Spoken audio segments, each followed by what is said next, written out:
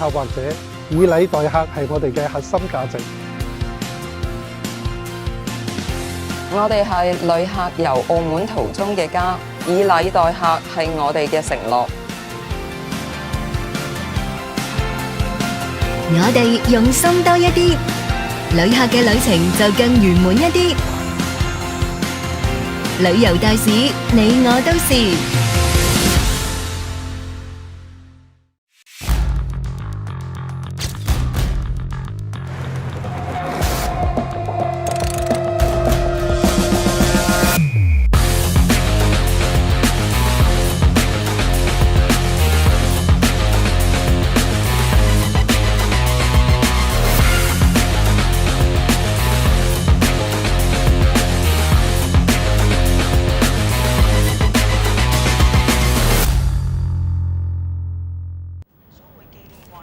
白鴿巢前地等多個廣場空間。我哋嚟睇下下一則新聞。喺北京時間7月15日下午4時10分，正在南非舉行嘅第29屆世遺大會宣布，澳門歷史建築群被列入世界遺產名錄，成為我國第31處世界遺產，並重新命名為澳門歷史城區。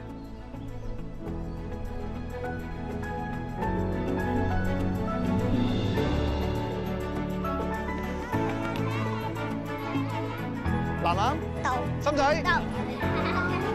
河東圖書館係集合咗歷史、聖奧斯定堂係一座位於澳門崗頂前嘅。鄭家大屋咧係近代中國著名思想家鄭觀嘅故居啦。咁後來鄭家下人四散，但係建築物咧被完整咁保留。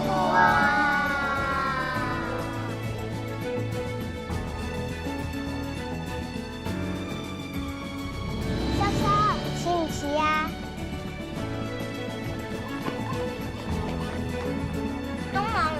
塔係澳門歷史城區嘅一部分。澳門歷史城區於2005年。我哋走啦。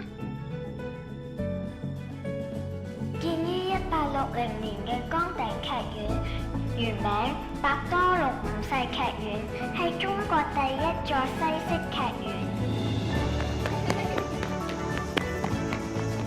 This is our temple。媽閣廟建於明代中葉，喺澳門3大古廟之一。好多學者都認為喺葡萄牙人定居澳門之前，呢一度已有供奉媽祖嘅。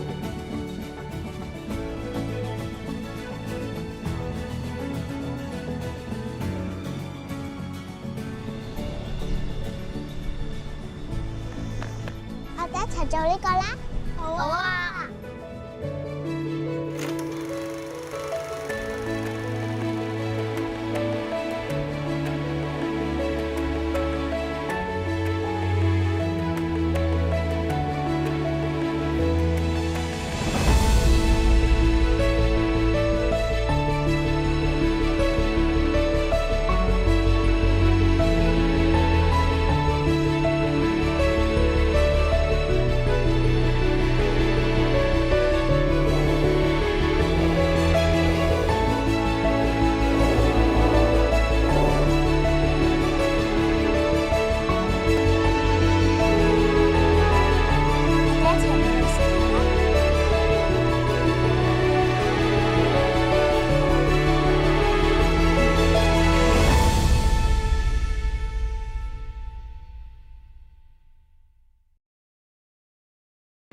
建築遺產係澳門城市可持續發展嘅寶貴資源，承載400多年來澳門多元文化交流互鑑、和諧共存嘅生動縮影。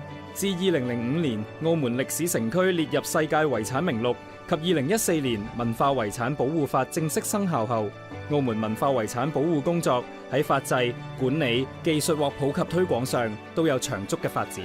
喺文物保護修復技術方面，多年來喺遵循國際規範同經驗實踐下，確守住真實性、完整性、最少干預、可逆性以及可識別性等原則同理念，完成咗大量嘅修復工作同成果。近年文化局開展嘅文物保護修復工作與時俱進，力求緊隨現代科學理論同技術嘅創新發展，促使文物保護修復工作更具科學性，更好咁延續建築遺產嘅特色同價值，為推進澳門文化事業同文化產業向前發展，此前，文化和旅遊部與澳門特別行政區簽署關於建設澳門故宮文化遺產保護傳承中心合作備忘錄，設立澳門故宮文化遺產保護傳承中心，為澳門嘅文物保護修復工作提供專業意見同技術支撐。中心內設有專業文物保護修復實驗室，着力全方位提升科技保護建築文物嘅能力，戮力培養本地修復人才，並展示國家喺建築文物保護領域嘅前沿技術同成果。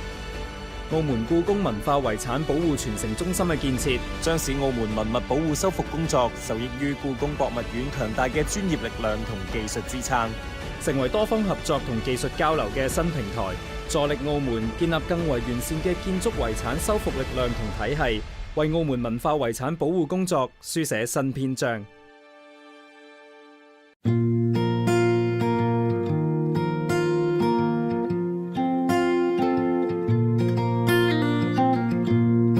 I will be there for you when the sun is shining down, when all of your dreams come true, or the world stops spinning round, just like the ocean to the sea, or like the wind into a breeze. I'm here to stay, and I'm with you, always. La da da da da da da. Every moment, every day, here by your side, always. 文化遺產係本澳珍貴嘅文化資源，為咗共同守護我哋嘅文化遺產，文化局現已設立文化遺產全民通報站。大家如果發現文物建築受損，例如塗鴉、建築物失修、損毀或其他影響到文化遺產嘅狀況，就應該通報。大家可以透過呢啲渠道向文化局進行通報。文物問題齊通報，全民合作共保護。Attention in pit lane, GP cars.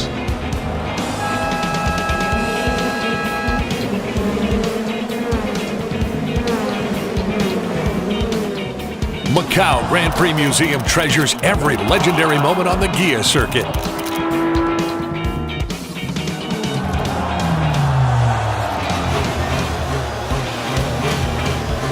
Feel the speed and the excitement without limits.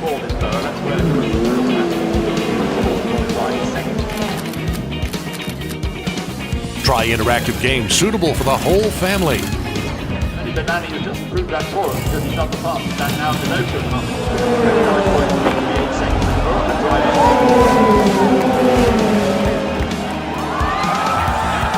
Immerse yourself in the Macau Grand Prix Museum.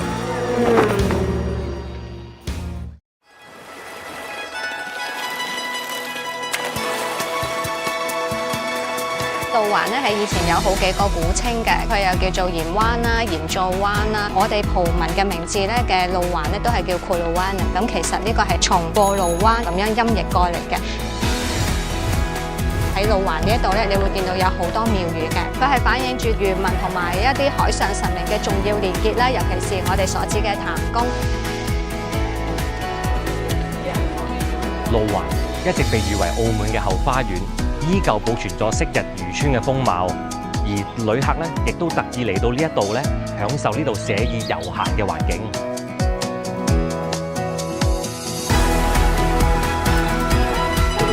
路環仲有好多值得發掘嘅地方，大家有時間不妨嚟路環呢一度悠閒地感受一下。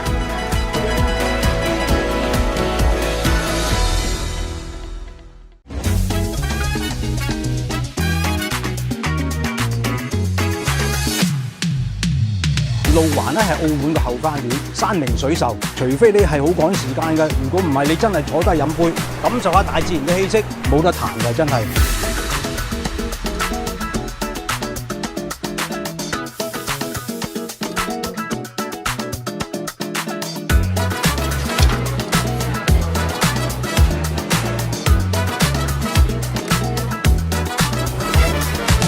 It's is a unique place in Macau. You cannot find anywhere with an environment like this.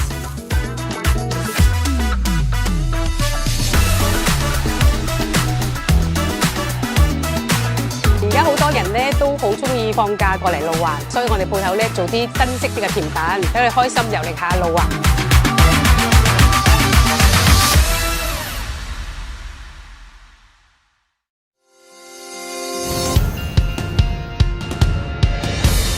我哋係旅客安全嘅引路人，以禮待客係我哋嘅使命。我哋係旅客嘅購物夥伴，以禮待客係我哋嘅宗旨。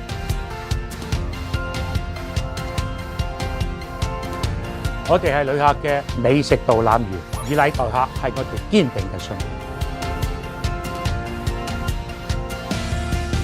我哋係旅客嘅策劃者，以禮待客係我哋嘅核心價值。我哋係旅客遊澳門途中嘅家，以禮待客係我哋嘅承諾。我哋用心多一啲，旅客嘅旅程就更圓滿一啲。旅遊大使，你我都是。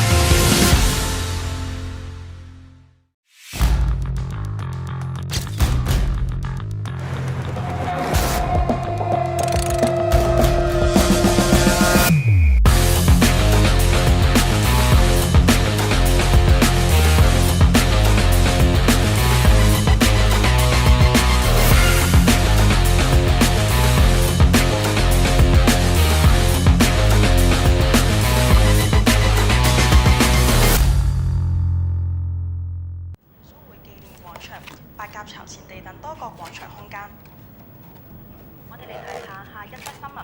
喺北京時間7月15日下午4時10分，正在南非舉行嘅第29屆世遺大會宣布，澳門歷史建築群被列入世界遺產名錄，成為我國第31處世界遺產，並重新命名為澳門歷史城區。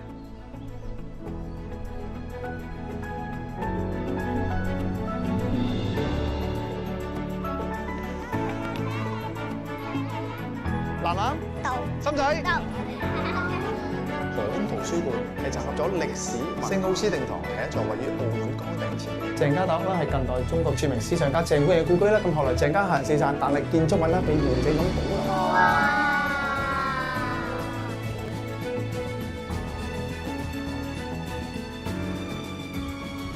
叔叔，似唔似啊？東望洋燈塔係澳門歷史城區嘅一部分。澳門歷史城區於2005年。我哋走啦。建於1860年嘅崗頂劇院，原名百多祿5世劇院，係中國第一座西式劇院。This is our temple。媽閣廟建於明代中葉，喺澳門三大古廟之一。好多學者都認為喺葡萄牙人定居澳門之前，呢一度已有供奉媽祖嘅廟。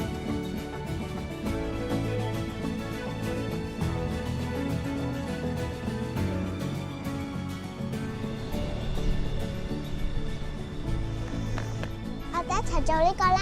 好啊。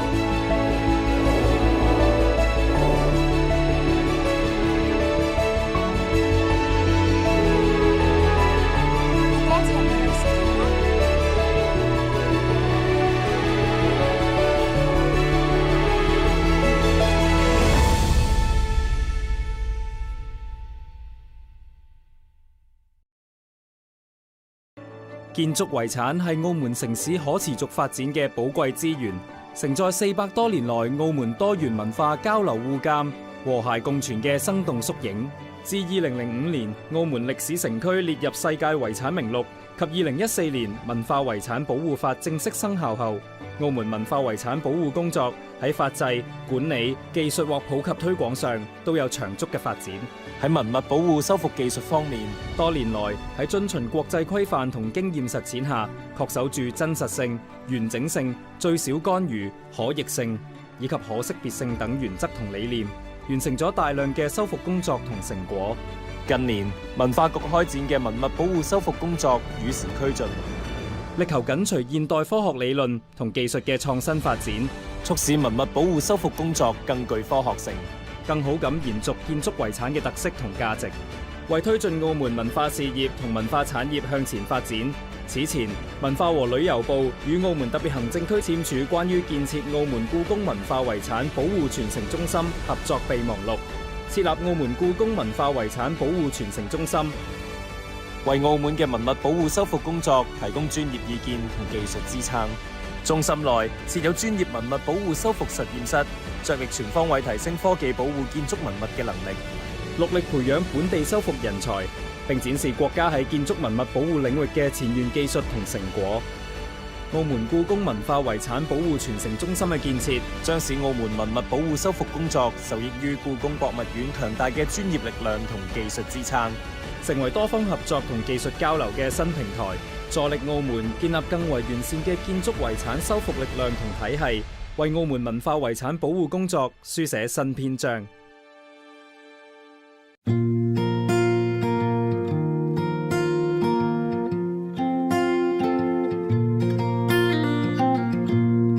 I will be there for you when the sun is shining down, when all of your dreams come true, or the world stops spinning round, just like the ocean to the sea, or like the wind into a breeze. I'm here to stay, and I'm with you, always. La da da da da da da. Every moment, every day, here by your side, always. 文化遺產係本澳珍貴嘅文化資源，為咗共同守護我哋嘅文化遺產，文化局現已設立文化遺產全民通報站。大家如果發現文物建築受損，例如塗鴉、建築物失修、損毀或其他影響到文化遺產嘅狀況，就應該通報。大家可以透過呢啲渠道向文化局進行通報。文物問題齊通報，全民合作共保護。Attention in pit lane, GP cars.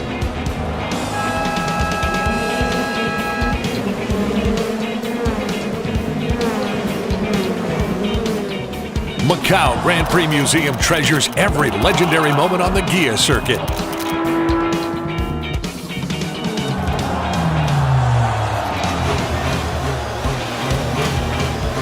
Feel the speed and the excitement without limits.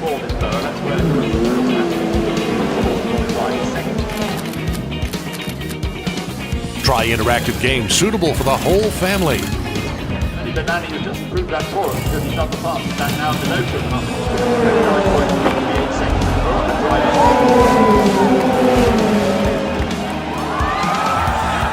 Immerse yourself in the Macau Grand Prix Museum.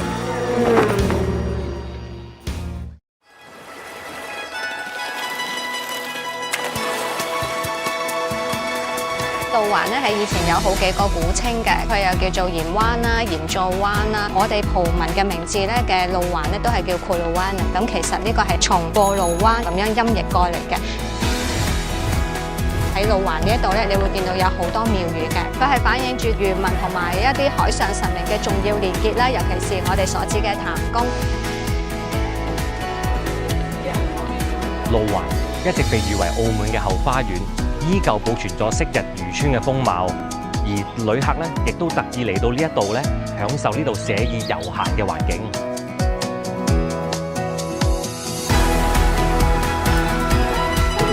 路環仲有好多值得發掘嘅地方，大家有時間不妨嚟路環呢一度悠閒地感受一下。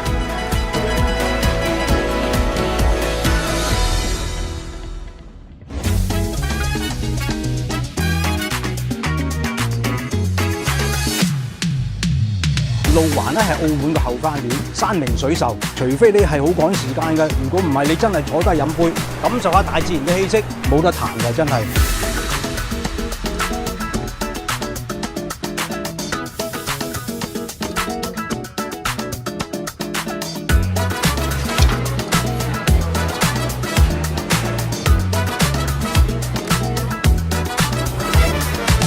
This is a unique place in Macau. You cannot find anywhere with an environment like this.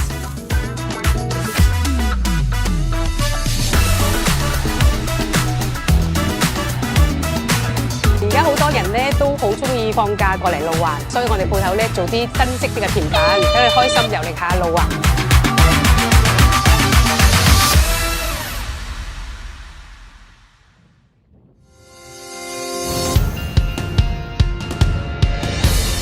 我哋係旅客安全嘅引路人，以禮。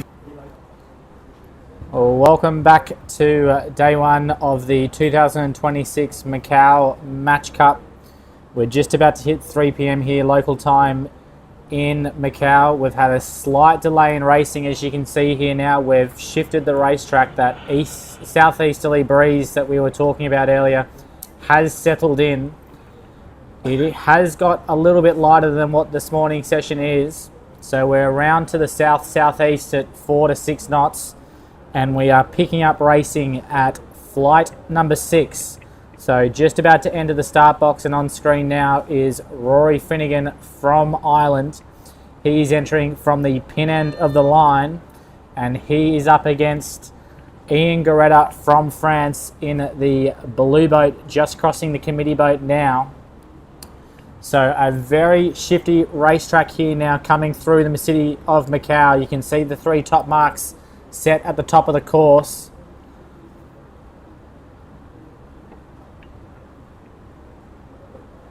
And for both these teams, Rory Finnegan will be looking to try and get on the scoreboard, whilst Ian Garetta so far has 2 wins from 2 starts. So just gone past 3:30, and both boats now in the dial-up.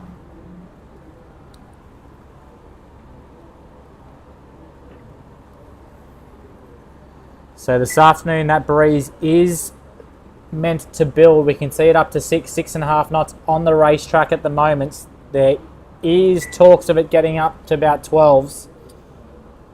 But being so late in the day, we've still got 3 races left on the schedule.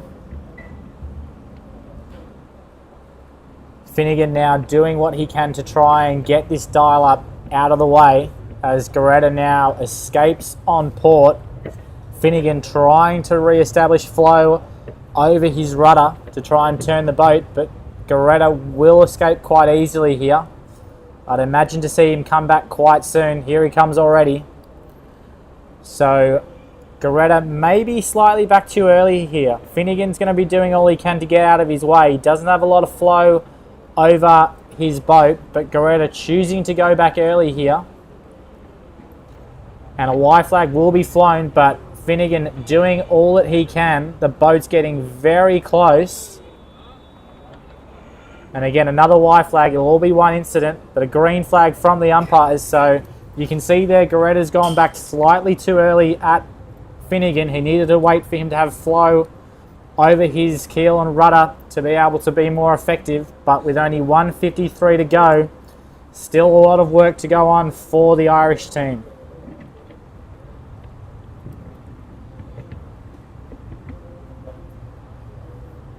And you can see just how sticky it is out there at the moment. We're down to 2 knots, so very light conditions out of the southeast here at the moment. Coming through the city of Macau, it is going to make it quite shifty and quite puffy. But 1:20 to go, the boat's barely moving, probably only doing about 3 knots themselves. And Finnegan decides to jibe over early. So the race committee vessel slightly affected by the tidal flow here. It's a big race committee boat to get round. It's probably 40 foot in length. And so 1 minute to go. It is Finnegan who will lead back into the starting line. Goretta will be pushing. So in these light airs, it is a slight advantage to Finnegan, but he's got to watch his speed here against the French. The French coming in here very fast, trying to hook him. Another green flag from the umpires.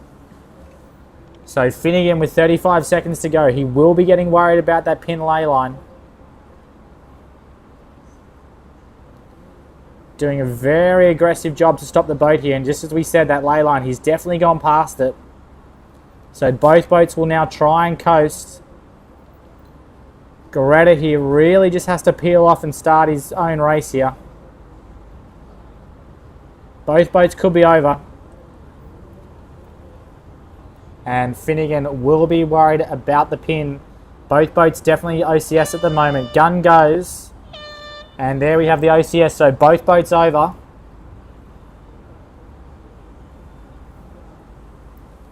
And Goretta doing a good job of ducking back here. We can still see the OCS of both boats here. Goretta is yellow. That's the one we're looking to be dropped first. Goretta's still not back. There he is now. And Finnegan still got to come back and restart.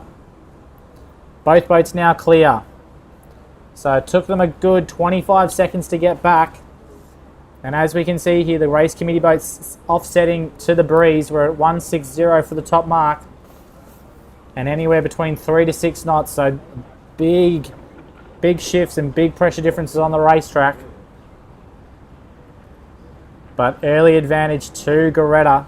He's already got 2 wins on the board. And looking strong in this third match for him today.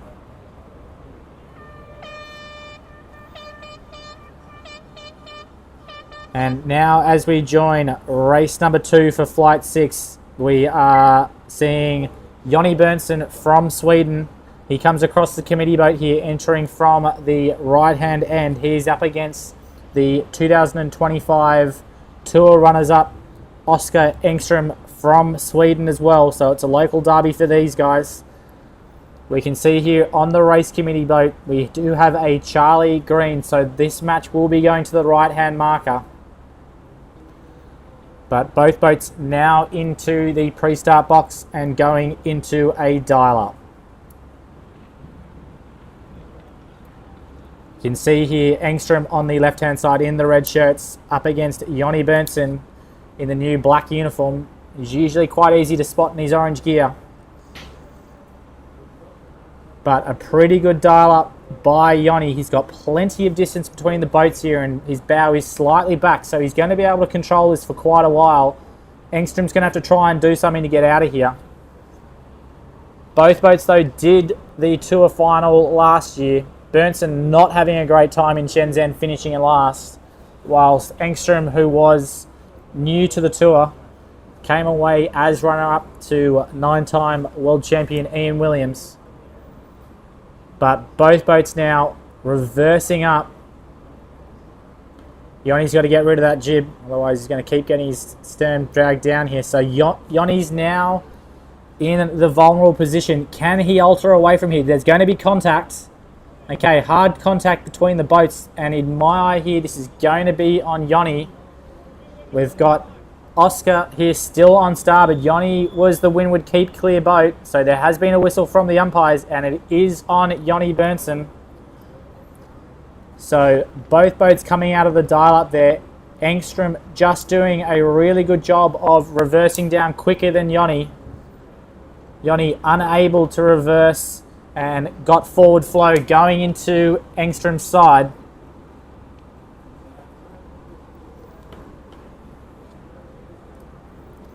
And Jonny now trying to bail out. We've only got 1:35 to go here, so quite late in this pre-start box, or timing box for everybody as well. Quite surprised Jonny's going back that quickly. He will probably look to do a double jibe back here.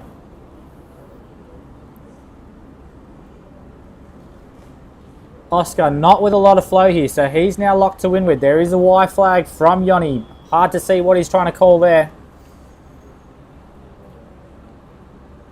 But Engstrom now will have to prioritise getting flow back over his boat. He's going to be very down speed.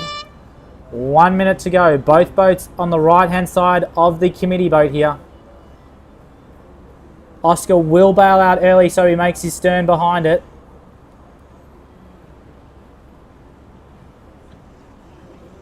And you can see the orange pin down to leeward there. So Oscar really in the driving seat now. 40 seconds to go. He's that penalty up as well. Yoni will have no choice but to follow him in here. He'll be looking for a last-minute tack onto starboard, but Yoni using a lot of helm here. He's going to be slow. And 20 seconds to go. So pushing down towards his pin ley line. Both boats will get a start in.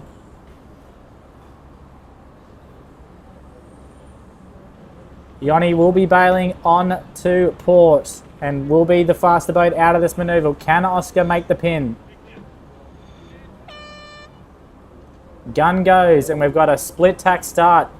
Oscar now trying to shoot round the pin. He'll get there just, but he is very down speed. So whilst Yoni had that early penalty, he has taken the advantage off the line here.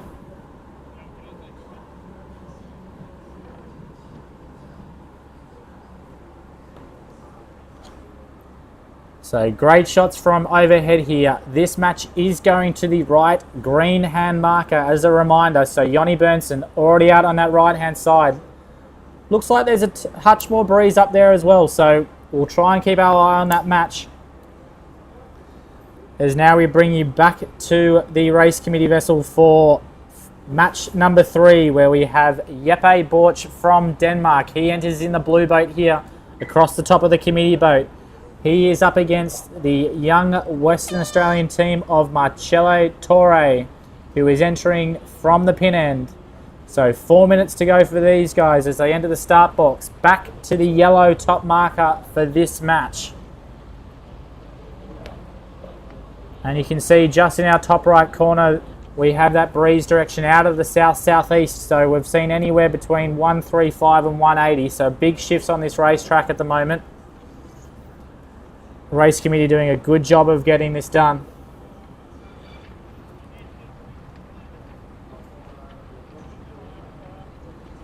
As Cello brings it up into a dial up here. Again, Borch happy to sit to windward here. He's going to keep his speed and now go at him.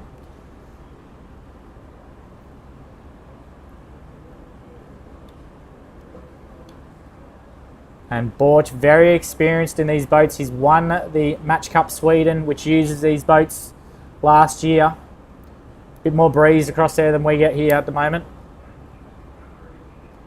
But Borch doing a good job of just controlling this initial dial up. He's killed another 40 seconds, which he needed to. Torre now will really try and stop his boat. But both guys very far on this left-hand side.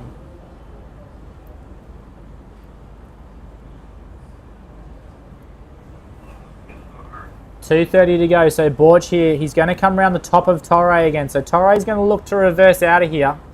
He'll probably bail on port. Borch is going to go around his bow and jibe, so he'll still be faster.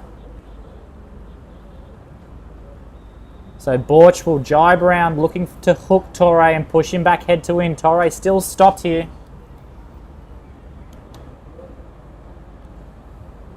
So Borch has just got to make sure he doesn't overshoot here. Torre basically stationary. It's got to be not fouling Borch here. Borch is going to stick it right up head to wind. Boat's going to get very close. This is actually going to be quite a close call. A lot of altering from both boats here. And it is going to be a blue flag. So Torre does get the penalty. Borch, I think, was quite lucky there himself not to get one. But 1:30 to go. Could almost see Spinnakers go up in this. Surprised I don't see that from Torre yet. He's still stopped in the water here.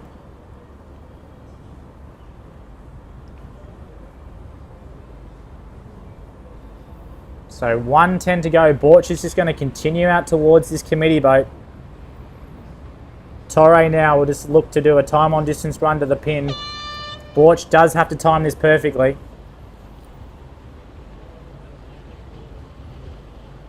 So Borch goes around this committee boat. Reminder, it's about 40 foot in length. So it's going to take him a while to get round. Torre swings inside him here, so he will get that leeward start. He's suckering him in here.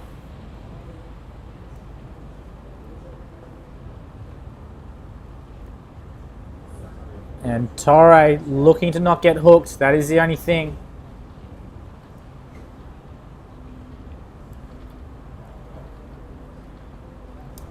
Borch doing a great job of getting there through the leeward. Very shocked he was able to get there from that position. And again, we'll have a split tack start. So it's Borch off on starboard at the pin end. It's going to be Cello off the committee boat here. Can he get a start in? Looks like he will. But Torre holding that penalty as well.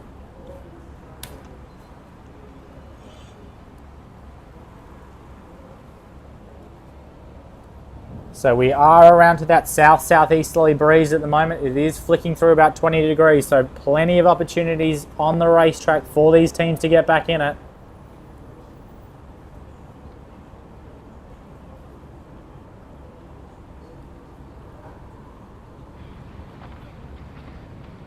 As Borch now gets onto port, so he's satisfied with the leverage between the boats. He wants to try and drag the game back in the middle. Torre here will just wait for his time to come back.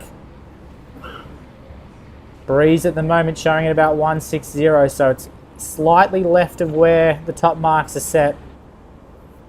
The Borch going back out again here, so this could be a big win for Torre if he gets this breeze in this top right. So Torre now going for a tack. Looks like a bit of a left-hand shift from where we're sitting at the moment. But Borch already done 2 manoeuvres to Torre's 1. So there's going to be a slight advantage to the Western Australians just with that noting. But by the graphic, Borch looks like he's got about a 20-metre lead at the moment. And just starting to head out that left-hand side.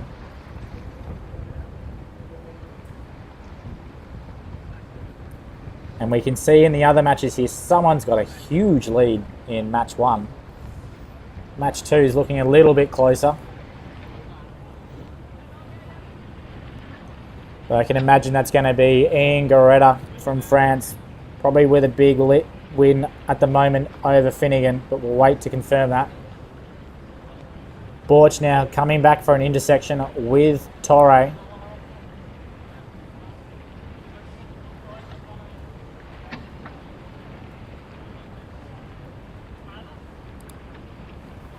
Borch with a big lead out this left-hand side. So just as we were saying, this breeze is anywhere between kind of the 150 to 180. You can see at the moment it's flicking to that 150, so indicating a big left shift at the moment. And the pressure difference anywhere between 4 to 6 knots. While that might seem small, it's a big difference in these wind conditions for these boats. So Borch happy to defend the left-hand side here. He's going to come straight in on ley line. He's going to carry that speed into his set, forcing Marcello to be doing 2 tacks into the top mark. It was also still outstanding. He's also still got the outstanding penalty.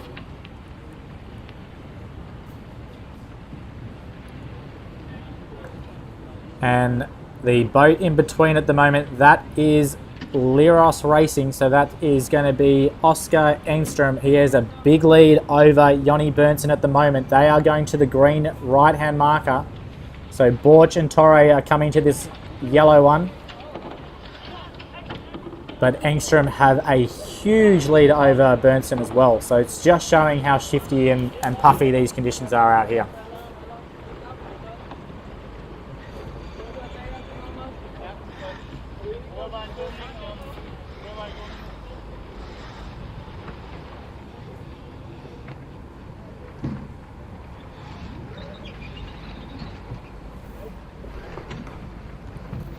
So Torre now around the top mark as well, just dodging match 2, which is coming up into the green marker.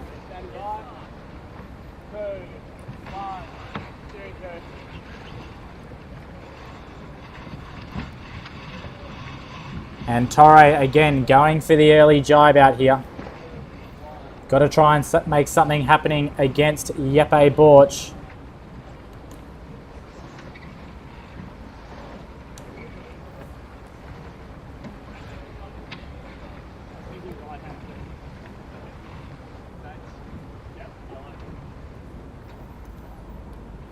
Borch just putting the covering jibe in here, so he's just going to lay that right-hand marker if he wants it to get back out the left-hand side looking upwind. But again, under no pressure whatsoever, still penalty in hand as well.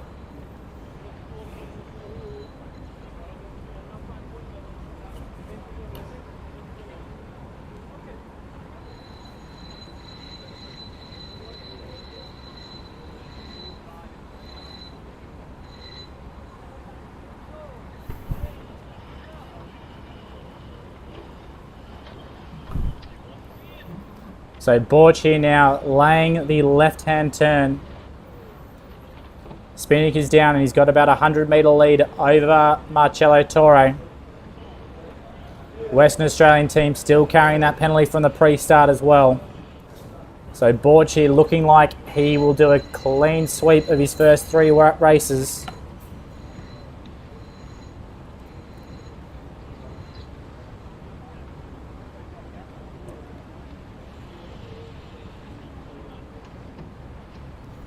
And you just see how light it is here. That mainsail hardly drawing anything as they get into this bottom mark.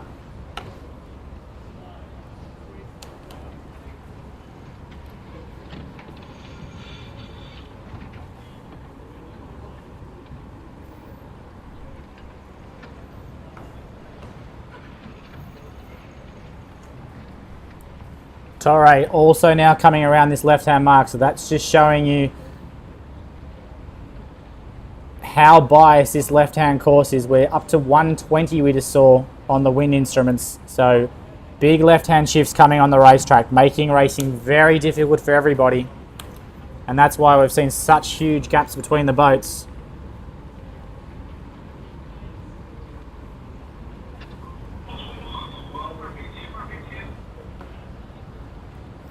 But Jeppe Borch from Denmark,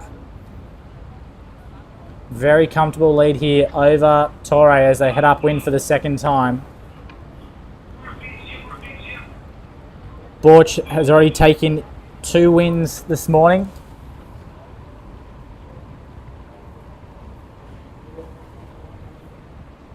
Oh, sorry, no, I've been reading that wrong. He's on 0 wins at the moment. He's about to get his first win on the board. So Borch and Torre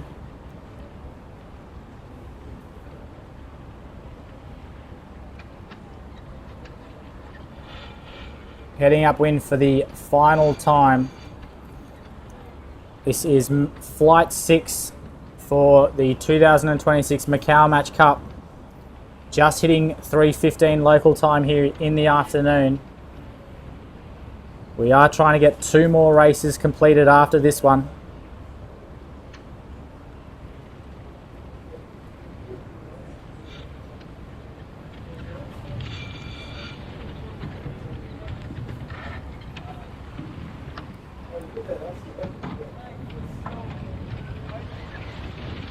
But it's the Danish team coming into the top mark for the final time, comfortably ahead. Under no pressure for this set whatsoever.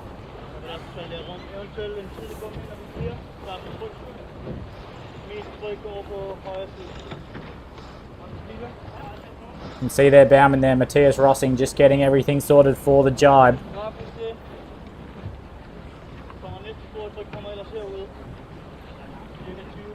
the crew all moving forward in the boats. Only 5 or 6 knots here. So very light conditions for day one. But it's a beautiful day here in Macau. Borch now going for the jibe, as Torre still tries to make the top mark.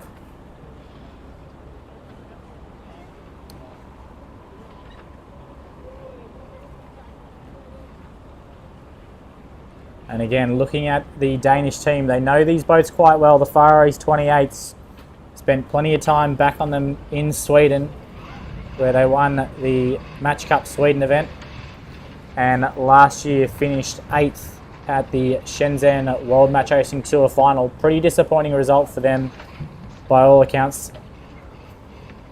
And I'm sure they'll be up the leaderboard here this week. And now on screen, Gage Roads sailing team, the young team from Western Australia. Marcello Torre getting a late invitation to the event, but will no doubt be making some strides over the next couple of days. He's had a bit of a tough morning here, but a lot of support back home and a lot of support from the sailors.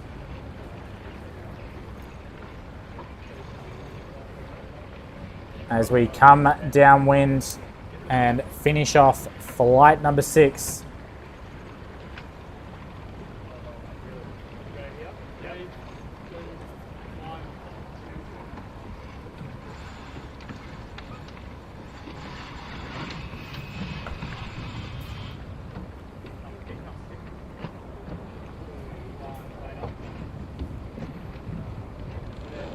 Torre now going for another jibe out, so you can see the lead there, over 100 metres to Borch.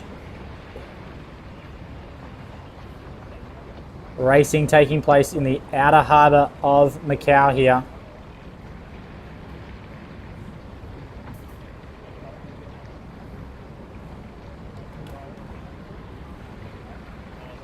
And Yeppe Borch will get on the board finally.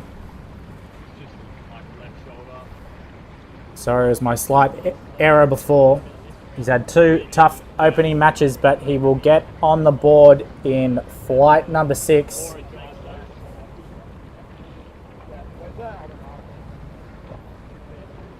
And Yeppe Borch now 1 win from 3 matches. That was flight 6 of the 2026 Match Cup. We've got 22 of these to complete over the next 3 days. And as we move into flight 7, we'll have a short break and come back soon.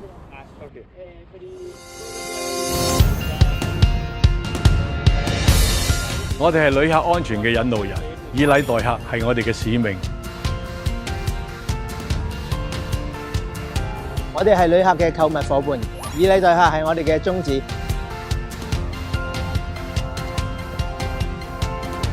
我哋係旅客嘅美食導覽員，以禮待客係我哋堅定嘅信念。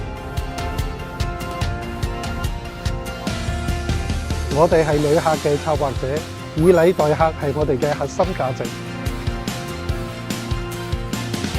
我哋係旅客遊澳門途中嘅家，以禮待客係我哋嘅承諾。我哋用心多一啲，旅客嘅旅程就更圓滿一啲。旅遊大使，你我都是。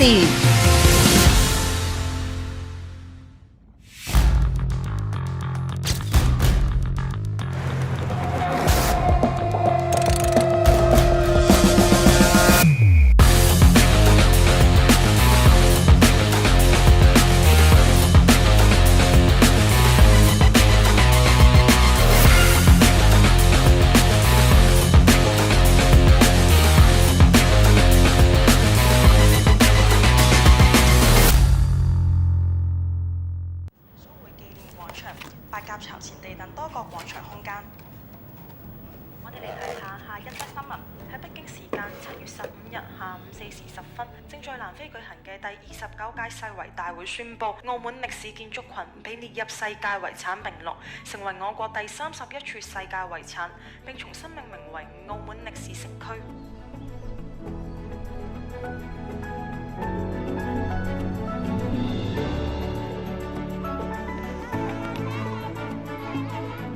南南到，深仔到。河東圖書館係集合咗歷史、聖奧斯定堂係一座位於澳門崗頂前嘅鄭家大屋啦，係近代中國著名思想家鄭觀嘅故居啦。咁後來鄭家下人四散，但係建築物咧被完整咁保留。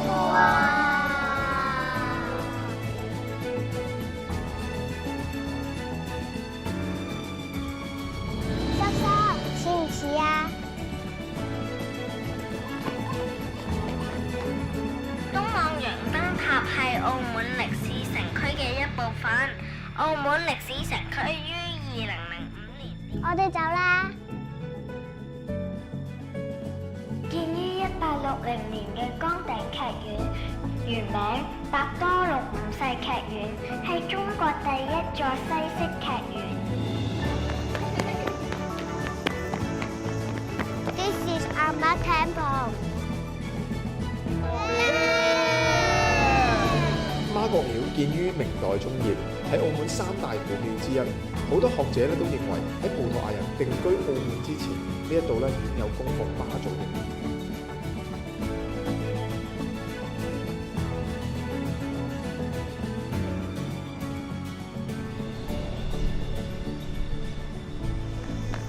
我哋一齊做呢個啦。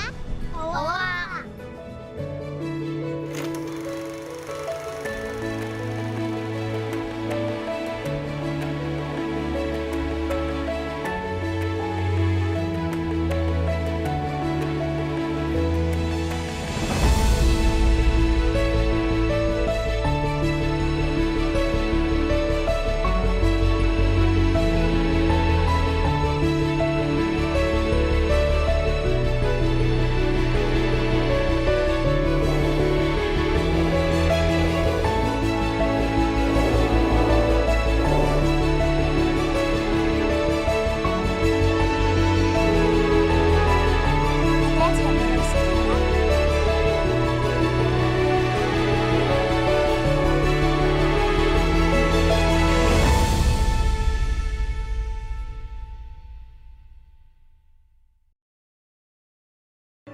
建築遺產係澳門城市可持續發展嘅寶貴資源，承載400多年來澳門多元文化交流互鑑、和諧共存嘅生動縮影。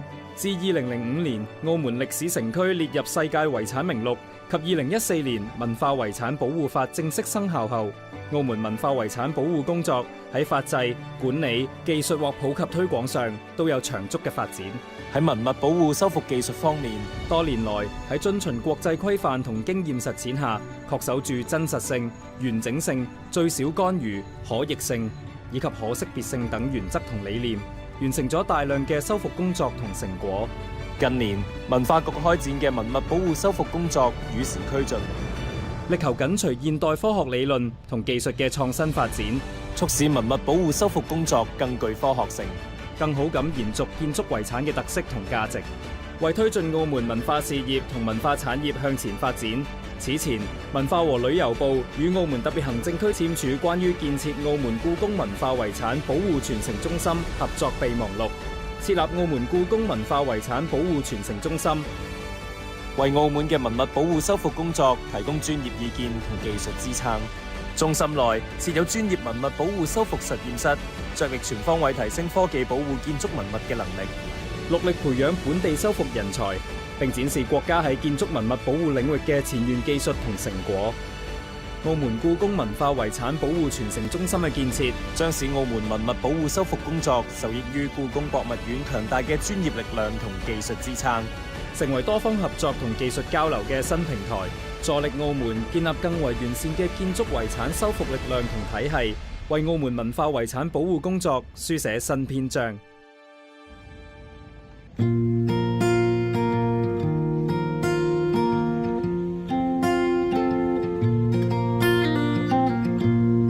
I will be there for you when the sun is shining down, when all of your dreams come true, or the world stops spinning round, just like the ocean to the sea, or like the wind into a breeze. I'm here to stay, and I'm with you.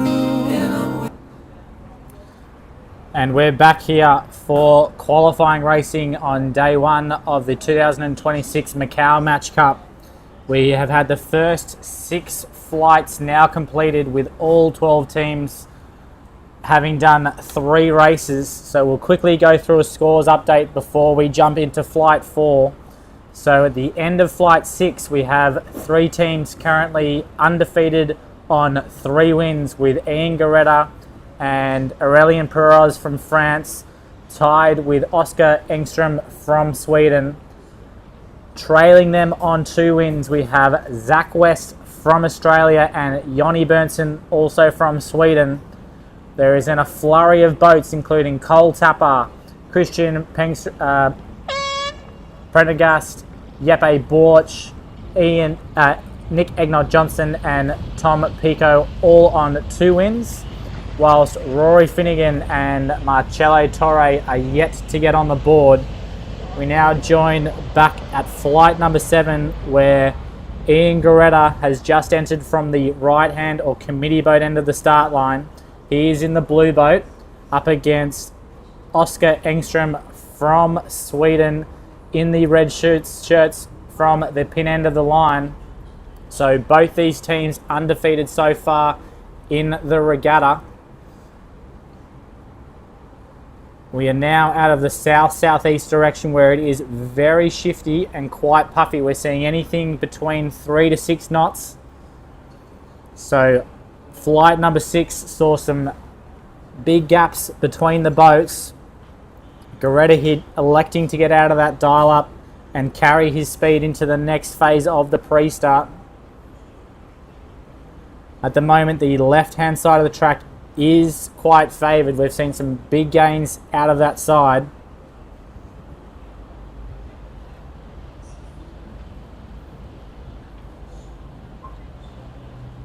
Engström just coming across the top of the committee boat now, so Garetta will go into his first circle here. 2:30 to go, still a lot of time, so he won't wipe off his speed. He'll try and keep the boat moving. Engström going straight into a circle as well.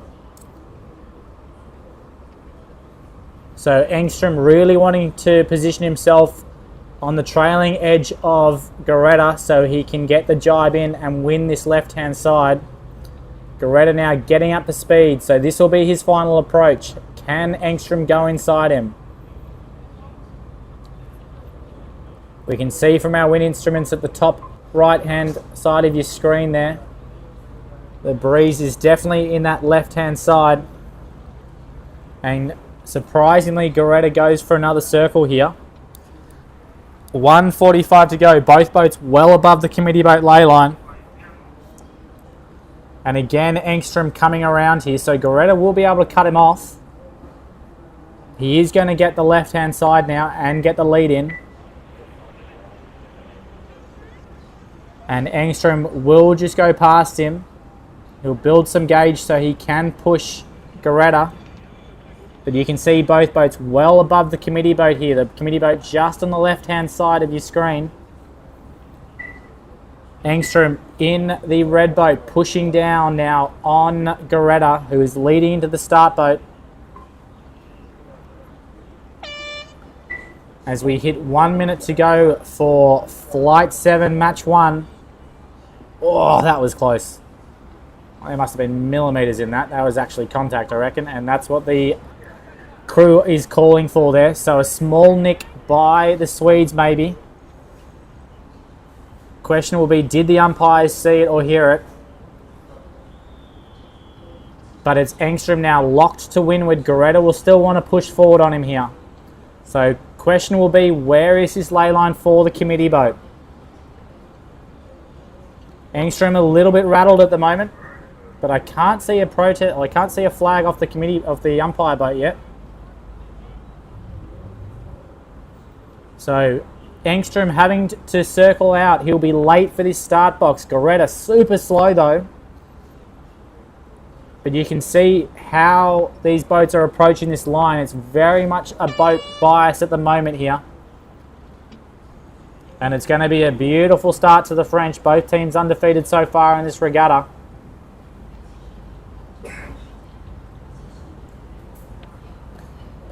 think Engstrom was quite lucky not to get a penalty there as well. Looked bloody close to my eyes. But Goretta here, to windward and ahead. Both boats tracking up to the yellow top marker here and to that favoured left-hand side.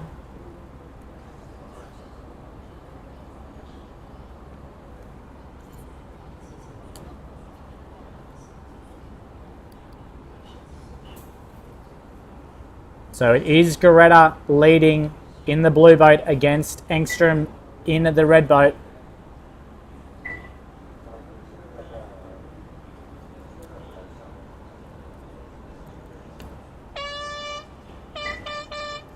And both boats still going to the left-hand side as we join match number 2.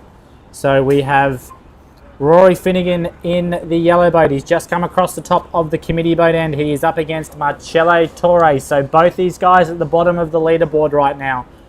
Both looking to get a point on the board. And as we've seen through most flights so far, match number 2 is going to the green marker. So that is signalling a slight right-hand shift. It's also probably to spread apart the matches slightly with this racetrack. But Torre, who entered from the yellow, no dial up from these boats, so the pin end is down. So both boats will be trying to win at that committee boat end. But Torre easily being able to cross to leeward here, with Finnegan now trailing in the green boat, what looks like to be behind. And with 3 minutes to go here, Torre doing his first circle. So only worry from these two boats now is they're very deep in the box. You can see the way that they're running away from the start line. Not the best circle there from Torre, but he'll escape out of here nonetheless. You can see he's doing the smart thing now, dragging the game back up the pre-start box. So the graphics here slightly off on what we're actually showing. It is Torre versus Finnegan. Torre going for his second circle here with 2:10 to go, and he's got himself in a good position against the Irish team now. So the Irish will struggle to jibe. Both boats well past the committee boat ley line. Finnegan now going head to wind and trying to get a backward circle in. So he's managed to get the tack in. But I imagine Torre's probably gone inside him here with 150 to go. He's going to keep the pressure on him.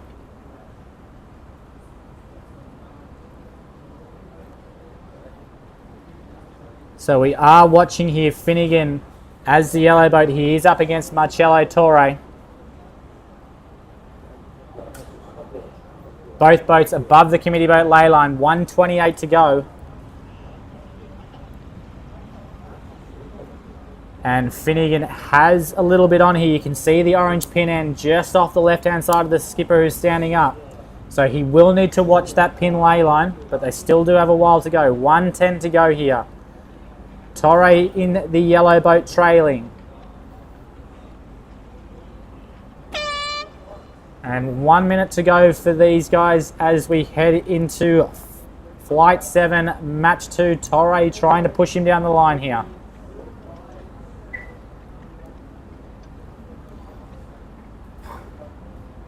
And Finnegan doing an okay job here. He has pushed into windward. Oh, he won't want to use that much rudder. He's going to be now stuck here. So Torre is going to push through to leeward. And Finnegan is the giveaway boat here. 30 seconds to go. Torre's done a good job of pushing forward here. He'll control the speed build into the line. So the question will come down to the ley line. Finnegan was quite aggressive with getting that windward position, so they must be pretty close.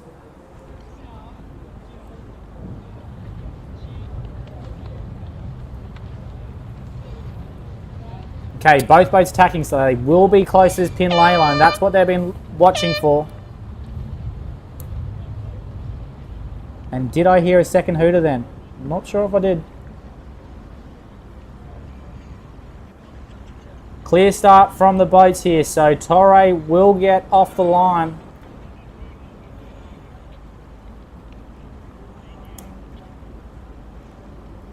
Again, not quite sure why Finnegan was so eager to stop his boat in that windward position. It's just given Torre the ability to speed build. There was quite an advantage at the committee boat end, but Torre has absolutely pumped him off the start line.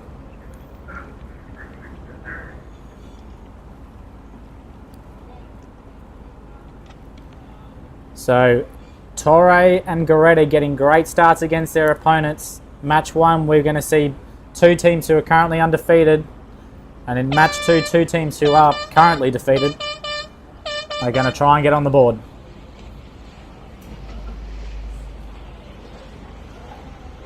Okay, we rejoin now across the committee boat here for match 3. It is Jeppe Borch entering from the right-hand side. He's up against Sweden's Jonny Berntsson.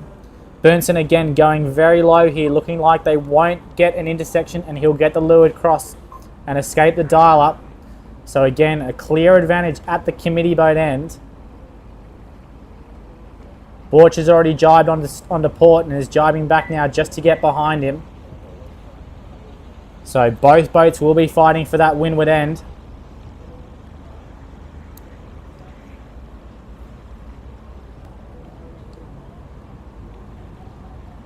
Jonny currently on 2 wins out of 3 so far. Borch getting his first win on the board in that last race against Torre. And with 3 minutes to go, plenty of time in this pre-start to work out what the course is doing.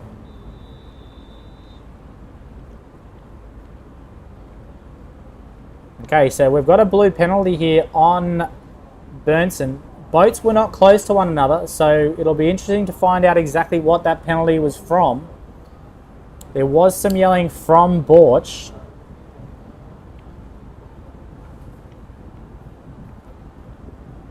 Borch going back for round 2 by the look of it.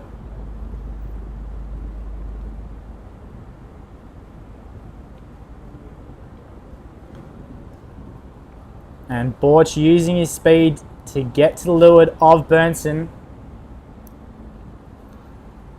Not the most aggressive push, so he just wants to bring Berntsson back towards the committee boat here. Both boats will be early for their final approach.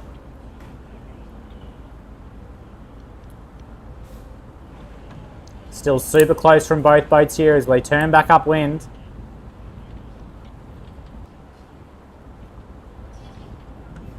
Berntsson got to be lucky not to go through head to wind here, but he will get onto port.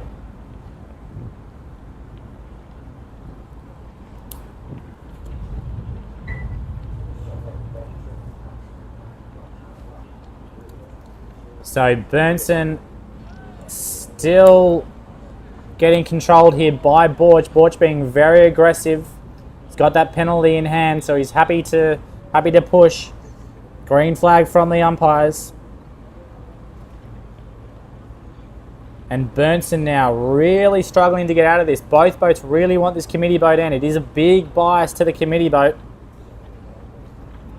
Couple of skippers struggling with their tillers at the moment. 1 minute to go, so matches 2 and 3 are going to the green mark. But you can see here a huge advantage to the committee boat end. It's probably 3 or 4 boat lengths, so it's a must-win right at the moment. And Borch is going to get this, so he's going to try and... Oh, he's swinging just inside him here. Millimeters between the boats. But Borch being the aggressor here against Berntsson.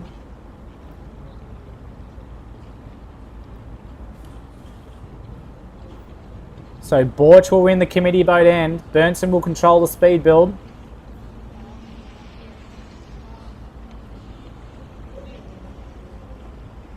As both boats start here, so it's Goretta who has just come through the finish line. He's going to take out match 1 in flight 7. But here in match number 3. Yoni Burnson in the purple boat. Black shirts have done a good job. Both boats wanting the right, but he's made Borch really pay for it. But Burnson is carrying that penalty.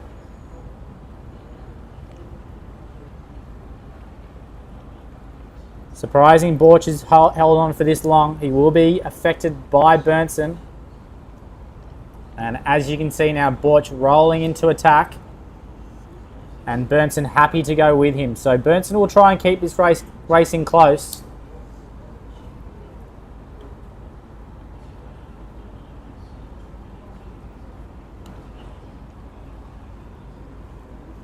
And in the background there, that was Goretta, who got a comfortable win over Engstrom. So between those two boats, Goretta now goes to 4 wings. Engstrom remains on 3. And in match number 2, it is Marcello Torre who has a huge lead over Rory Finnegan from Ireland. Both these teams yet to get on the board yet, so Torre will be happy with this race.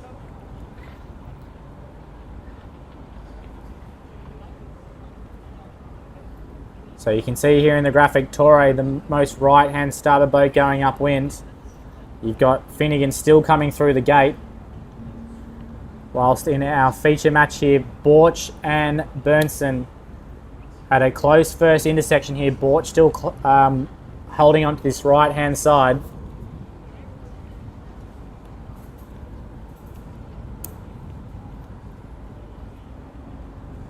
And it will be interesting to see who comes out at this next cross. The left-hand side has been paying as we've got round to this southeasterly breeze. Both boats now on port tack as Borch comes back for the second intersection on leg 1.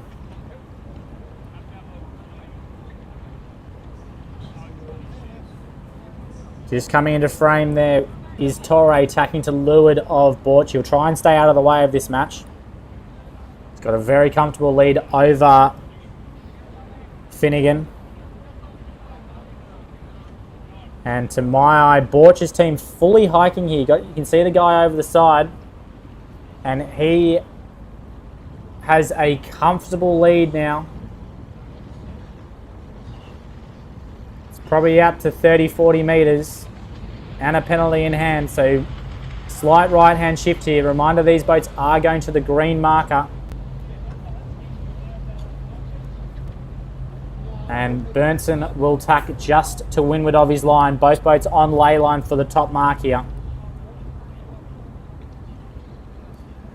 We are going to try and get one more race in after this to complete the day. But as we come to the top, it is Borch who is going to undertack. He is racing the purple boat, still coming upwind. We've got Marcello Torre stuck in the middle. Torre out in front by a long way over Rory Finnegan. But Jeppe Borch in match 3 will lead Yoni Burnson.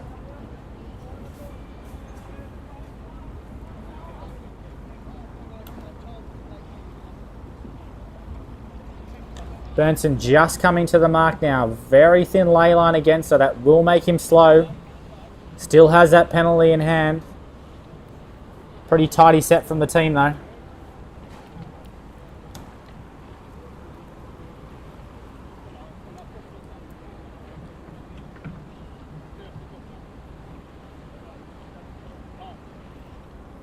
But not a lot he can do here. So a 3-boat match race. We've got Marcello Torre from match 2 stuck in the middle of these two guys. But it is Borch with a comfortable 50-metre lead over Burnson in the blue spinnaker here. So I imagine Borch will just bring it right down to this ley line before jibing. Probably looking for a left-hand turn to keep the right side on the upwind course. We are now looking downwind towards Macau.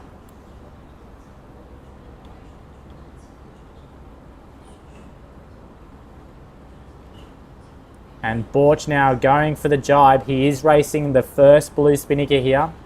Torre bottom of your screen here racing the blue spinnaker at the top course. Big win for Torre finally.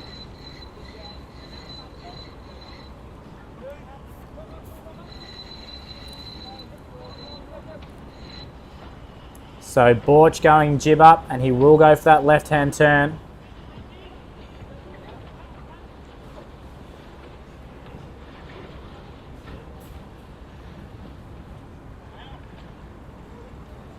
So 6 knots here at the moment on the racetrack. Still very light conditions for day one.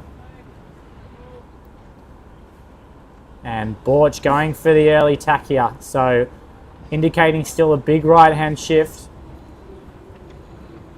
All boats are probably spending 80% of their time on starboard tack up to this top mark. And it's his opponent, Jonny Berntsen, just going behind him now.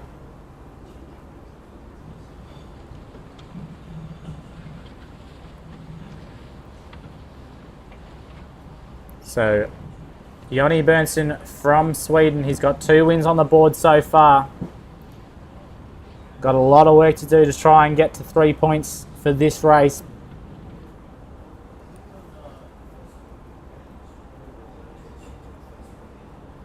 But Borch now out to 70 metres.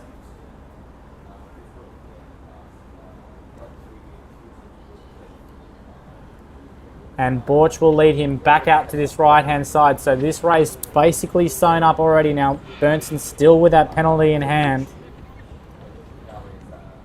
So to recap our results so far from Flight 7 in Match 1, Ian Goretta had a great start against Oskar Engström from Sweden. Both teams undefeated so far in this regatta. Goretta now holding the lead on 4 wins. In Match 2, we had the 2 defeated teams so far sitting at the bottom of the table. Finnegan from Ireland and Torre from Western Australia. Torre coming out on top again after a punishing start.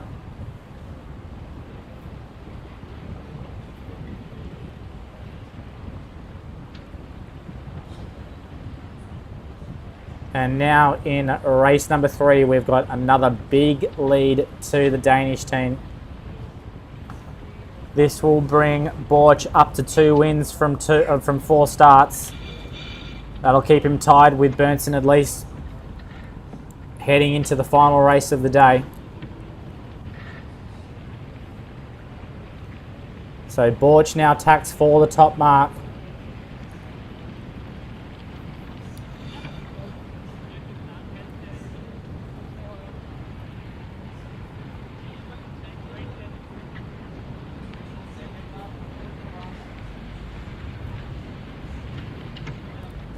And Borch now on the run for home.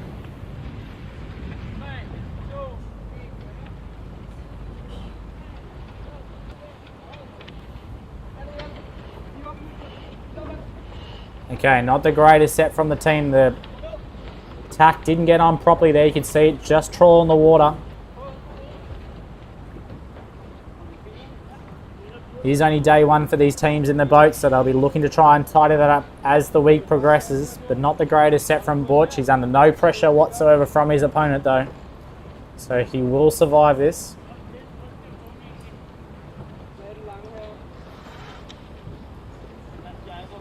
And after 7 races so far, we'll hopefully get 1 more in. We're just about to tick over 4 p.m. local time here, but it's been a great first day here in Macau. Early breeze out of the east for the first group of sailors. We're now round to the predicted southerly, where it hasn't as increased as we were hoping, but tomorrow's forecast is looking really good. Again, breeze is looking like it's going to stay around to this south. And we are hoping anywhere between 7 to 15 knots. So we should have great conditions for tomorrow's racing.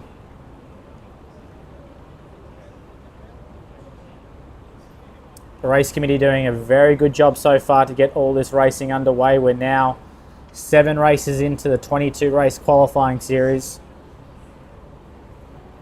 And the 12 teams representing 7 nations will all be trying to get through to the next stage, currently scheduled for Friday afternoon with the quarterfinals.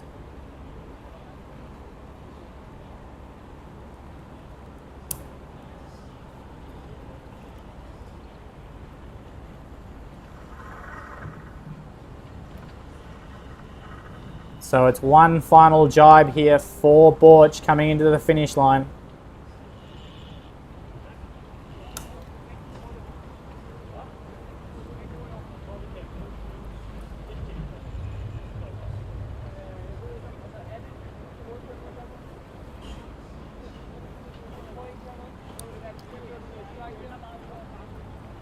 And again, nothing that Johnny can do but follow. So the end of Flight 7, Goretta, Torre and Borch all getting on the board. We will have a short break here before we hope to get into the final race of the day for the 2026 Macao Match Cup.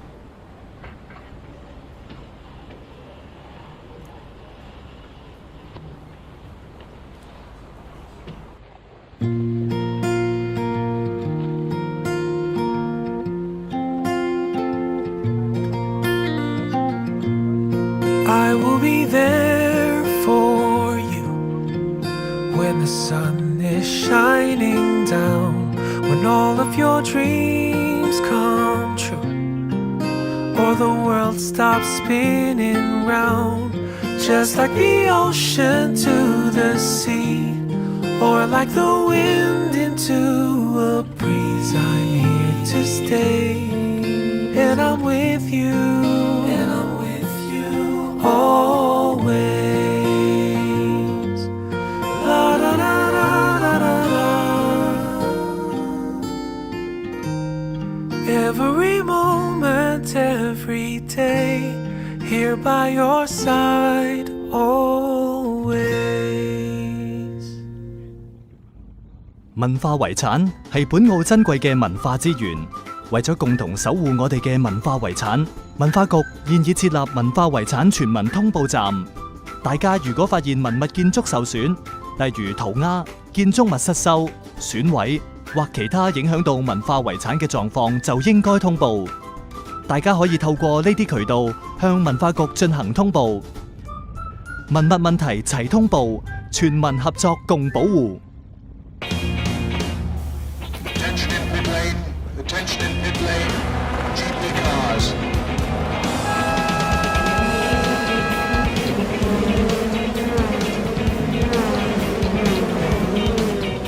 Macau Grand Prix Museum treasures every legendary moment on the Gia circuit.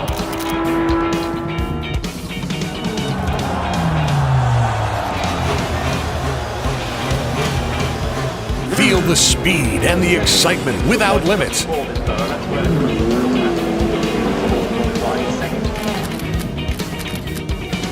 Try interactive games suitable for the whole family.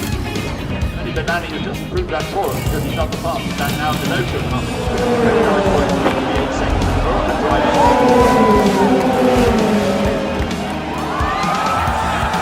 Immerse yourself in the Macau Grand Prix Museum.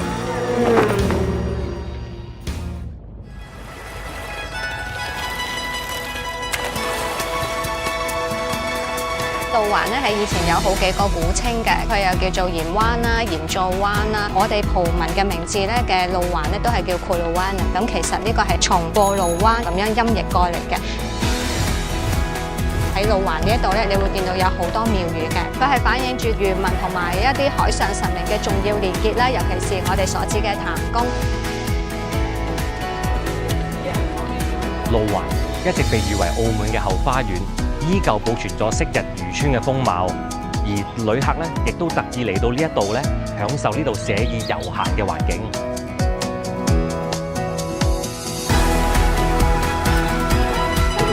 路環仲有好多值得發掘嘅地方，大家有時間不妨嚟路環呢一度悠閒地感受一下。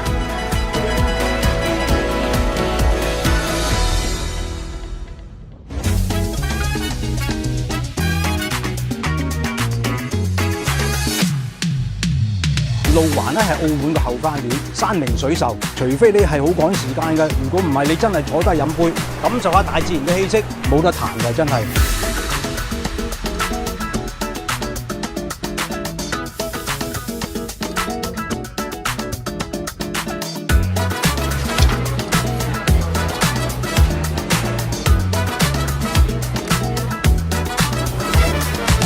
This is a unique place in Macau. You cannot find anywhere with an environment like this.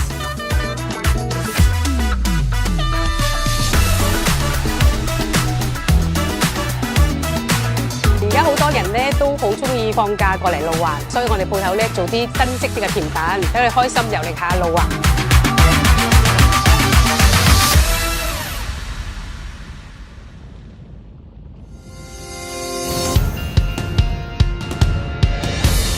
我哋係旅客安全嘅引路人，以禮待客係我哋嘅使命。我哋係旅客嘅購物夥伴，以禮待客係我哋嘅宗旨。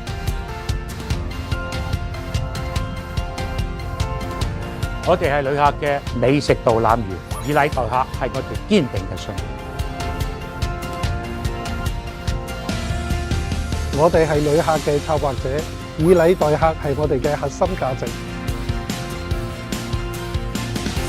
我哋係旅客遊澳門途中嘅家，以禮待客係我哋嘅承諾。我哋用心多一啲，旅客嘅旅程就更圓滿一啲。旅遊大使，你我都是。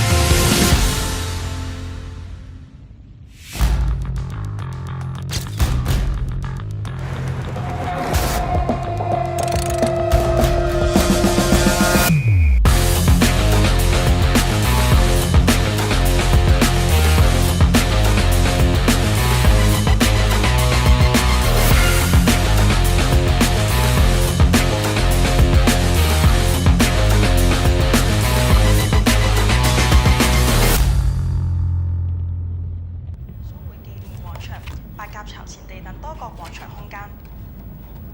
我哋嚟睇下下一則新聞。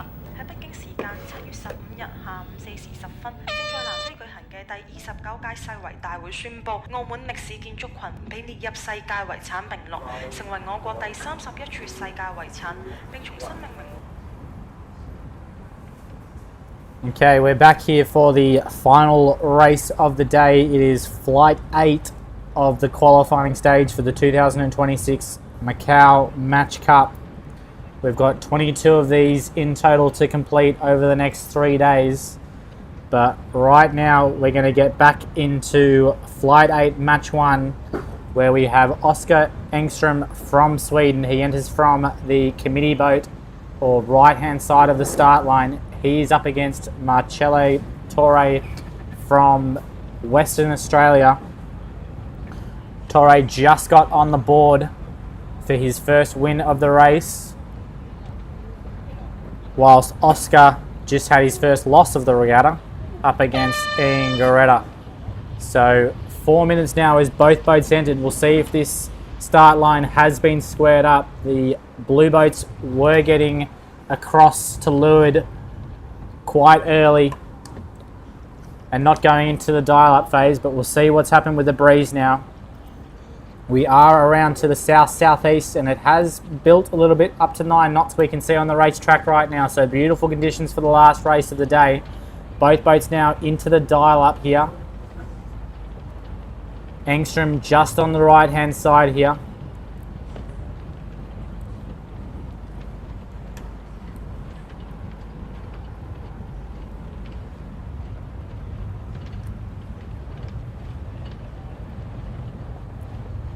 So quite good gauge between the boats. Again, Oscar's done a very good job of this dial up. So both boats will have the option of just holding here. Torre is going to have to try something to get out of it. Line's a little more square now. We are going to the top mark. So by the graphic here, it actually looks like slight bias to the pin end, but we'll wait to confirm that. Both boats now just backing up. Oscar doing a good job of opening the gauge here. Torre now bails out onto port tack, so he will get going forward first. Really good acceleration there from Torre, actually. Holy dooly, that was like a jet. Torre doing a very good job of getting out of that. Oscar just being slightly slow. So Torre now pushing back upwind slightly.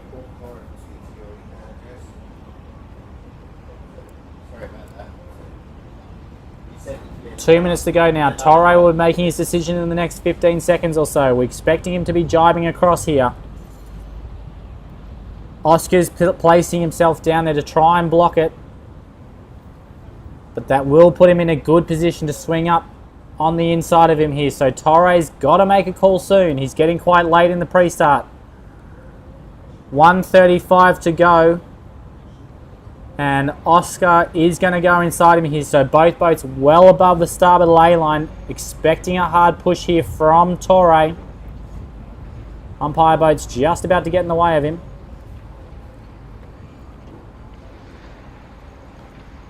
But Torre got a lot of work to do to push this back down the line here. Both boats looking like they're trying to fight for the committee boat end. Torre in the yellow boat. Still needs to be pushing. 1 minute to go here. So Engstrom doing a very good job. Both boats above the starboard ley line still. Engstrom down to leeward and ahead. But the question will be, where is this ley line for the committee boat? Can Torre get a start in here? Up to 9 knots on the racetrack from 150, so it's pretty much where we think it was going to be for the top marks. Okay, committee boat's just coming into frame here, so Torre is just going to get out of jail. And now to be a question about who will be doing the split tack start. So both boats really wanting this right-hand side here. Oscar's going to be very close to being OCS here. He's done a very good job. Can he kill the time to the committee boat? I don't think he can here. He's going to be over. Gun goes. OCS for the yellow boat. Engstrom is over.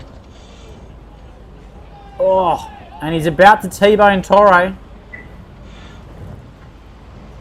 Okay, it's full panic stations for the Swedes. They have wiped off all their speed here. They're still not back. And that is a huge advantage to Torre off the line. So, unforced error there by Engstrom. Really put himself under far too much pressure for that committee boat end. Still indicating that that committee boat must be quite biased, but Torre is going to take it while he can.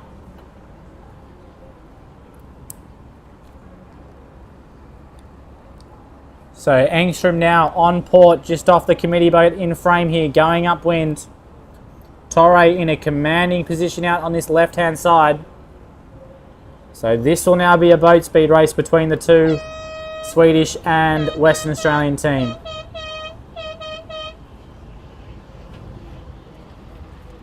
Now on to match 2.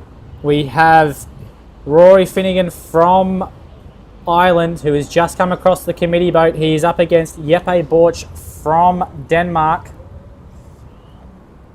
So again, you can see from this shot here, the committee boat is slightly biased. Not as much as it was in the last flight. But both these teams, Rory Finnegan yet to get on the scoreboard, so we'll be hoping to get a win over Borch in the final race for today. Borch very aggressively early on getting out of this dial-up. He wants to get out to that right-hand side. And Finnegan just matching him now. So Borch in the controlling position.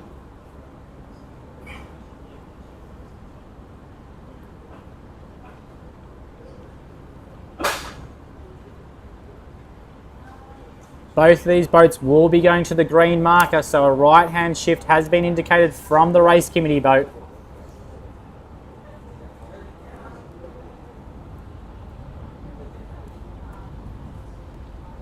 And Finnegan won't be able to get that jibe in, so both boats now heading away from the start line on port tack. Borch in a very good position here. He's just going to stay in sync with Finnegan. He won't want to get overlaps, though Finnegan will want to put the boat head to wind shortly. He is just running away from the start line at the moment. Not a lot of options between the boats. Borch now slowing his boat down. Finnegan needs to do more work here to stop his boat. Borch in a commanding position here. Both boats probably at least 35-40 seconds away from the start line. 150 to go, so Borch will just control him here. Finnegan really needs to put the boat head to wind here and stop it. 140 to go, so they're almost racing back to the start line. It won't be a lot of kill for Borch when he heads back here. Both boats now head to wind. Borch will look to hold this for another 20 seconds or so before he goes. But Finnegan almost stopped here, so Borch moving slightly far forward here. Quite an aggressive stop. So Finnegan will get behind him. Surprised Borch didn't actually get onto port earlier. He will be okay here, but could have done that better. You can just see how slow these boats and how long it takes to re-accelerate. So Finnegan now leading back towards the start line, only a minute to go. Borch there really could have done that better to get across and lead back towards the start line.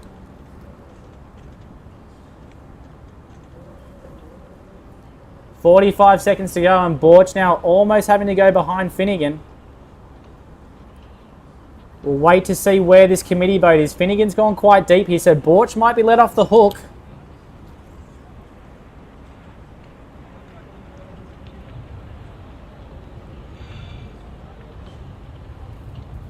So 20 seconds to go. These guys are still coming into the start line. Finnegan now trailing. So again, another unforced error by these teams. And Borch will control the speed build. Finnegan's probably going to get the favoured right-hand side, but he's going to pay for it. And it's Borch now with 5 seconds to go. He's bringing the bow down. He's scared of being over. The gun goes, and Finnegan bails out on port tack. So really both boats there handing it back to one another. Borch really could have done a better job in that initial part of the lead back. But Finnegan obviously wanting that right-hand side.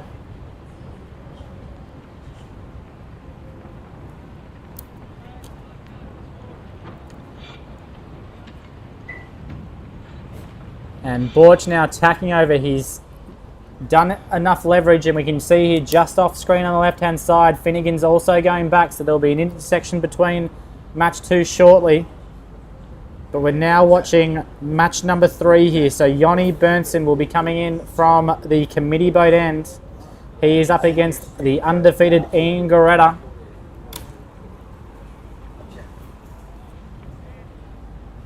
As match number 3 now enters the start box. Bernson on the right, Goretta on the left.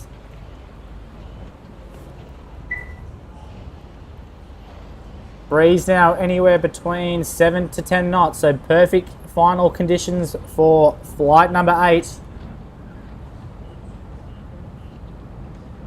And we can just see here we've got split screens between the two matches. So Bernson just in the dial up, he's against Ian Goretta. And on our left hand side we can see Rory Finnegan there, just had an intersection with Borch. So match 2 is completely even at their first cross.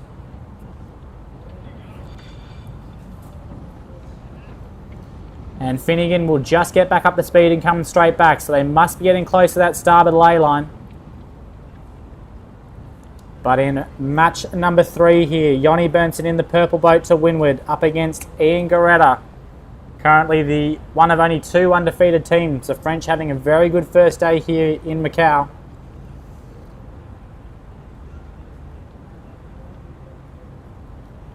And both boats now reversing down. We remember last match, Yoni got into a bit of strife doing this, so see if we will do it better this time. But again, he's backing that jib to windward. So Goretta just avoiding the pin end here. But Yoni learning from his mistakes from the last race. The gauge now slowly opening between the two boats.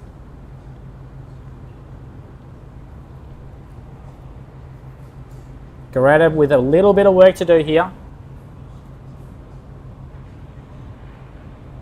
Surprised he's not actually trying to swing the boat around the other way and get out of this. But both boats will back all the way up. Goretta doing a better job against Yoni Bernsen here. And he's just getting in the lee of Bernsen now. You can see that main just trying to flick back on him. But Goretta will continue to close the gauge here between the boats. Bernsen always at risk.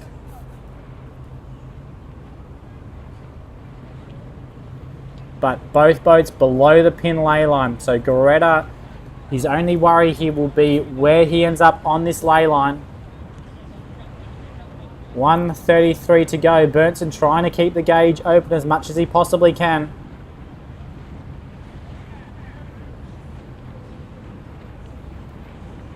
And we get into an interesting situation here when both boats drop their main. Bernsen's got to make sure he doesn't get his bow too far down towards Goretta. But 1:10 to go, so approaching probably the starboard boat ley line. Bernsen now bails.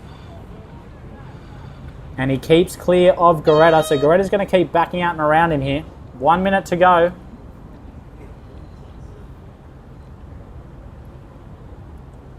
And Bernsen is just going to sit up head to wind here, so both boats on the committee boat ley line. Bernsen happy to kill probably 10 seconds here before he goes back down below Goretta.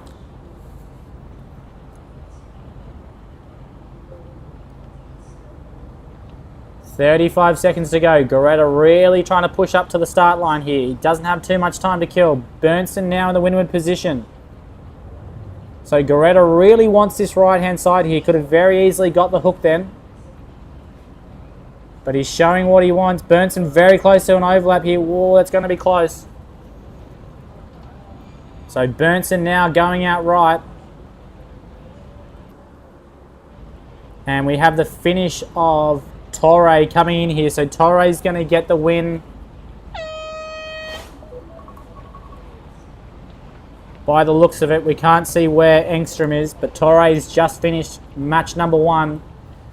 And match number 3 here, we've had Yoni Bernsen go off the right-hand side. He is on port tack, both boats splitting. He is up against the undefeated Ian Goretta, currently the regatta leader on 4 points. And we can see just in the background there, that is Finnegan of Ireland, who is trailing Borch. Bit of a sloppy rounding by the Irish team here. But back on board for match number 3, Ian Goretta, our left-hand side of the screen, against Yoni Bernsen, the young French team, Med Racing, currently undefeated.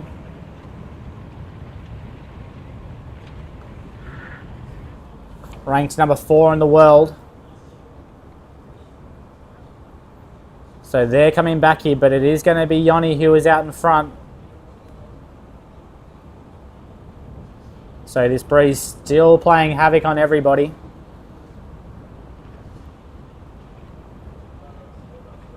But Yoni's team fully hiking over the side of the boat, so it's just a pressure difference between the boats. The angle is shifting backwards and forwards. But get another 2 knots of wind and you can point a lot higher in these boats. So Yoni there with a comfortable 5-length lead. He's probably out to 30-40 metres.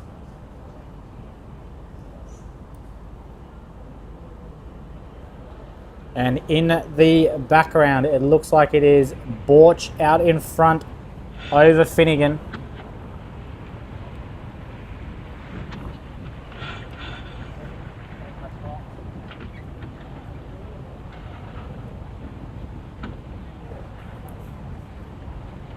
And Goretta now coming back on starboard, so we can see the right hand of the screen here on board Yoni Bernsen. In the background, we've got match 2 going around the top mark. What we think is Borch out in front over Finnegan. But match number 3 here, they are going to the yellow marker. So Yoni has not overlaid here yet. He will be tacking slightly soon into the top mark, and here he goes. Another slight gain to the boat on the right-hand side here. So Yoni was out to about a 5 or 6 length lead. He had quite a good lead coming across when he crossed them on starboard, but Goretta is going to get a little bit of a comeback here. Yoni will carry better speed into this top mark. Goretta's got to do a tack set. But Yoni Bernsen will lead the French team around the top mark. Not a bad set by the Swedes, as Goretta now gets in there 14 seconds behind.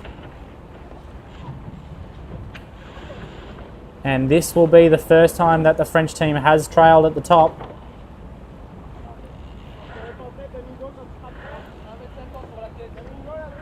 And as we can see, Goretta currently undefeated so far in this regatta. He's on 4 points. So not a great set from Goretta. Kite didn't make it to the top. They've got it to the top of the halyard of the mast now. That'll give another slight advantage to Bernsen. He's pushed himself down to leeward, so he will be in a good position when it comes to jibing. But Bernsen here looking to take the first race win off the French team.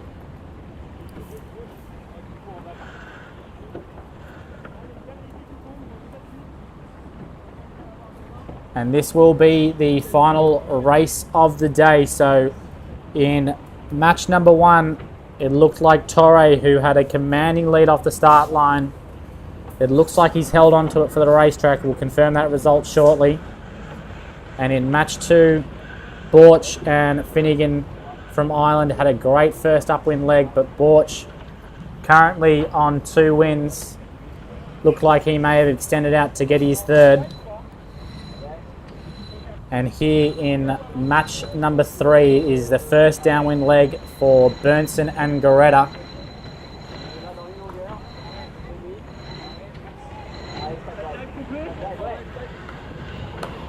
Bernsen out in front.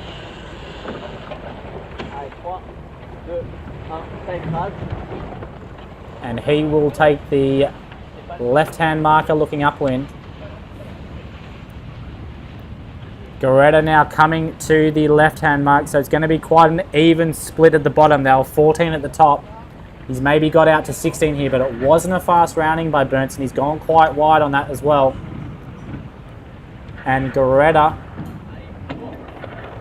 that top right hand of the course has come into play for a couple of teams. That is what he'll be hoping for.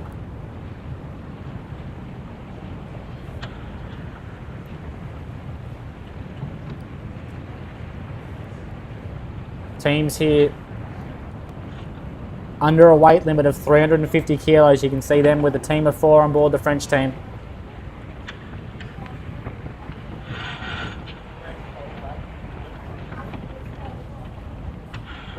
And it's a beautiful afternoon breeze here in Macau. We're just about to wrap up day 1 of the 2026 Macau Match Cup.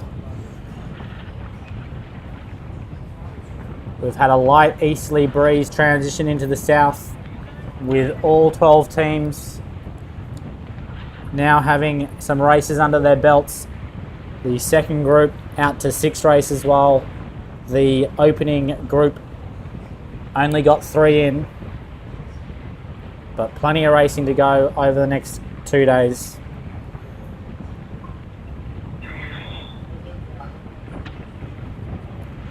And it is Bernsen still here leading Goretta. They're coming to the yellow marker, so it's going to be 2 tacks still for Bernsen, and he goes early here, so he wants to carry some speed into that top mark. Goretta going out one more time. He did get a slight gain out of the top right, coming into the top for the first time. But you've got to say Bernsen looking strong here, as he now tacks into the top mark for the final time. This is the final race of the day for day 1. 8 races of our 22 race qualifying stage now complete. And looking ahead to tomorrow, We should have a beautiful southerly breeze throughout the day, probably starting at around 6 knots and building to 15.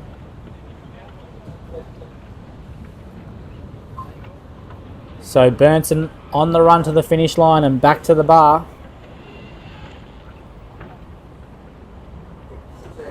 As Goretta comes round, better set this time by the French team. But the final race of the day will see Goretta getting his first loss of the regatta.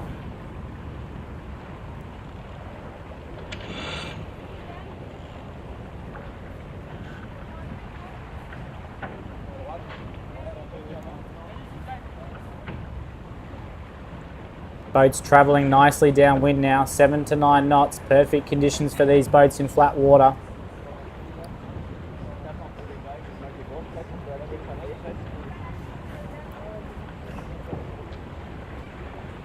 And Jonny Burnson looking to try to get his third point on the board.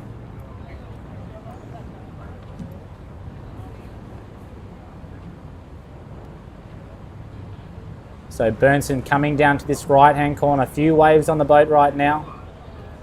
You can see the boat pitching a little bit. But Burnson coming straight down to this bias committee boat end. Not long till he jibes into the finish line.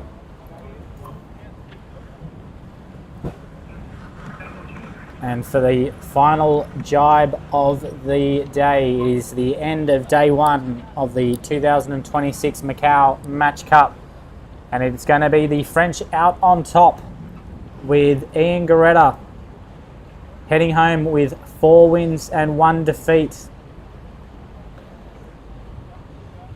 Aurelien Perroz, the only team now undefeated on 3 wins. So the French having a very solid first day here. The Irish, Kiwis and some of the Australians still got a bit of work to do. Finnegan unable to score on the opening day with the likes of Pico, Egnod Johnson and Tapper and Torre on 1 win at the moment. But it's been a good opening day. We've managed to complete 8 races out of 22 so far. The race committee's got to be happy with that. And that will conclude our broadcast for day 1 of the 2028 Macau Match Cup. We hope to see you all again tomorrow.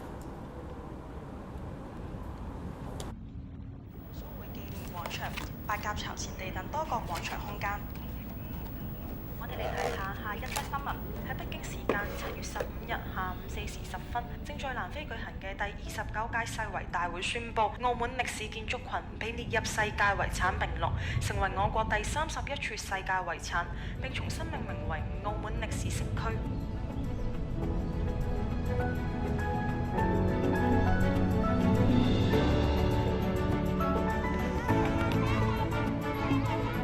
蘭蘭到，心仔到。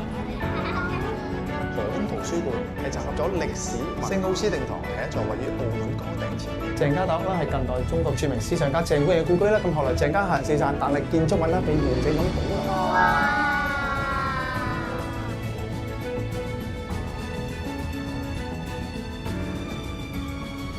叔叔似唔似啊？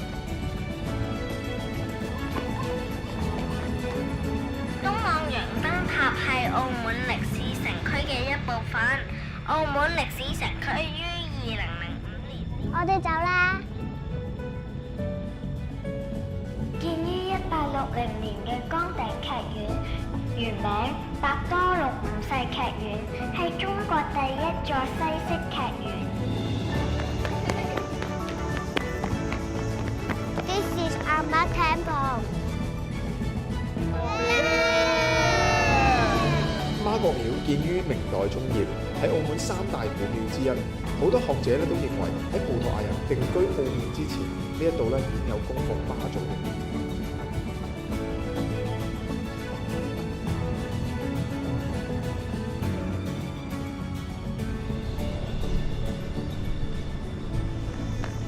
我哋一齊做呢個啦。好啊。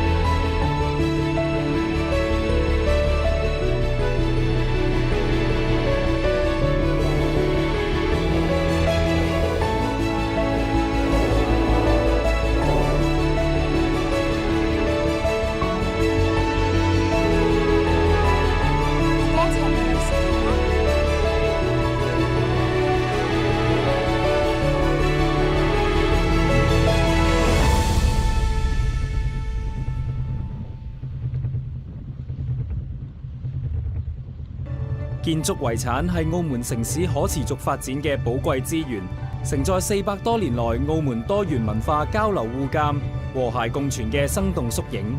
自2005年澳門歷史城區列入世界遺產名錄及2014年文化遺產保護法正式生效後，澳門文化遺產保護工作喺法制、管理、技術或普及推廣上都有長足嘅發展。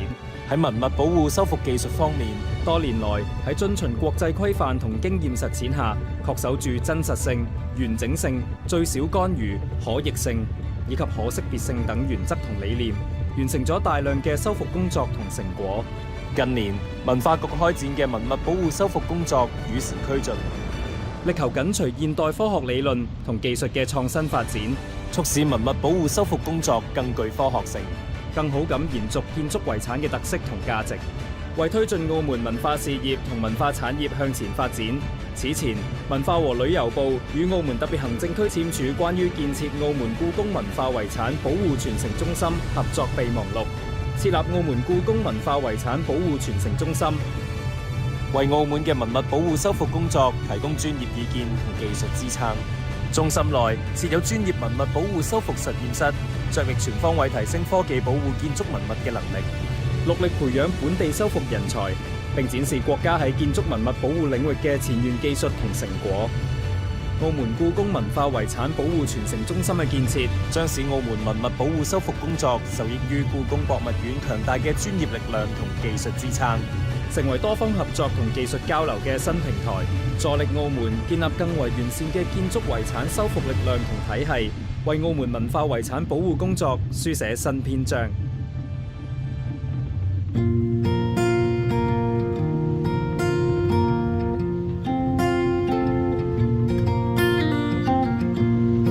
I will be there for you when the sun is shining down, when all of your dreams come true, or the world stops spinning round, just like the ocean to the sea, or like the wind into a breeze. I'm here to stay, and I'm with you,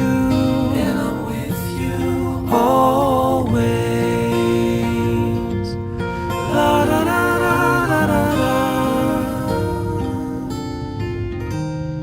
Every moment, every day, here by your side, always. 文化遺產係本澳珍貴嘅文化資源，為咗共同守護我哋嘅文化遺產，文化局現已設立文化遺產全民通報站。大家如果發現文物建築受損，例如塗鴉、建築物失修、損毀或其他影響到文化遺產嘅狀況，就應該通報。大家可以透過呢啲渠道向文化局進行通報。文物問題齊通報，全民合作共保護。Attention in pit lane. Attention in pit lane. GP cars.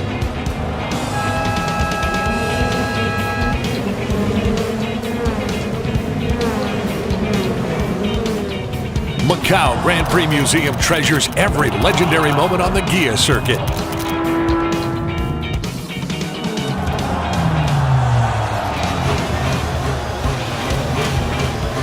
Feel the speed and the excitement without limits.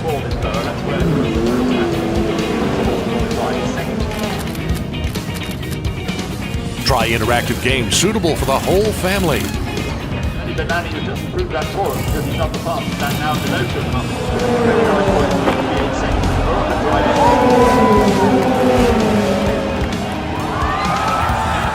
Immerse yourself in the Macau Grand Prix Museum.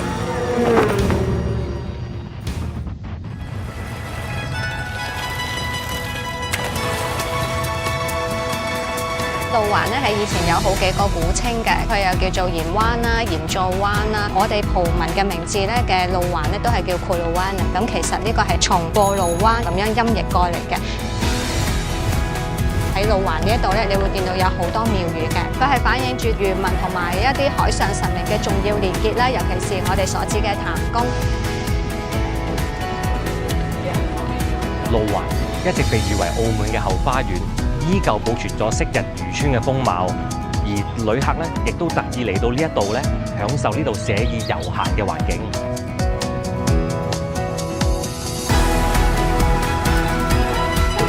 路環仲有好多值得發掘嘅地方，大家有時間不妨嚟路環呢一度悠閒地感受一下。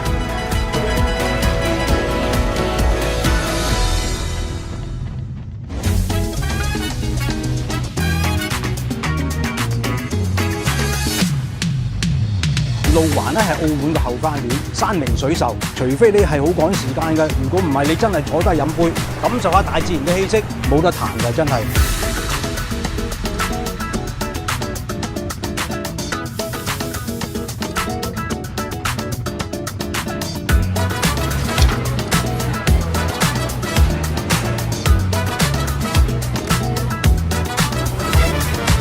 This is a unique place in Macau. You cannot find anywhere with an environment like this.